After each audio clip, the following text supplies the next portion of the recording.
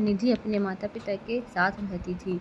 निधि अपने माता पिता की इकलौती बेटी थी। उसके माता पिता उससे बहुत प्यार करते थे, इसलिए वह जो भी मांगती थी उसे मिल जाता है। उसके पिता एक छोटी सी नौकरी करते थे।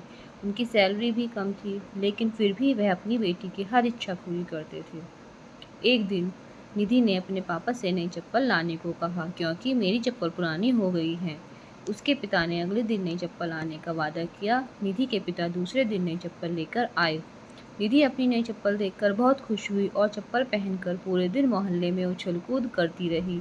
शाम को घर आई और चप्पल उतार कर सो गई। अगले दिन निधि वह चप्पल नहीं पहनती है और अपनी पुरानी चप्पल पहनकर खेलने चली जाती है। मम्मी से कहकर जाती है कि मम्मी, मुझे ये चप्पल पसंद नहीं है, मैं अपनी पुरानी चप्पल ही पहनूंगी। उसकी ये बात उसके पापा सुन लेते हैं। अपनी बात कहकर निधि खेलने भाग जाती है। निधि के पिता उसे अपने पास बुलाते हैं और बोलते हैं, बेटा, अगर आपको नई चप्पल नहीं पहननी थी तो आपने क्यों मंगवाई और उसे कल पूरे दिन पहन कर रखा? अब हम इसे वापस भी नहीं कर सकते हैं।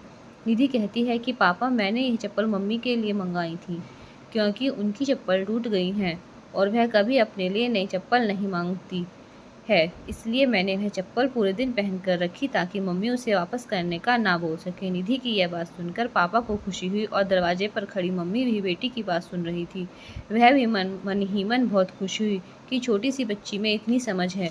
निधि की समझदारी देखकर उसके माता पिता मुस्कुराते हैं और बेटी को प्यार करने लगते हैं।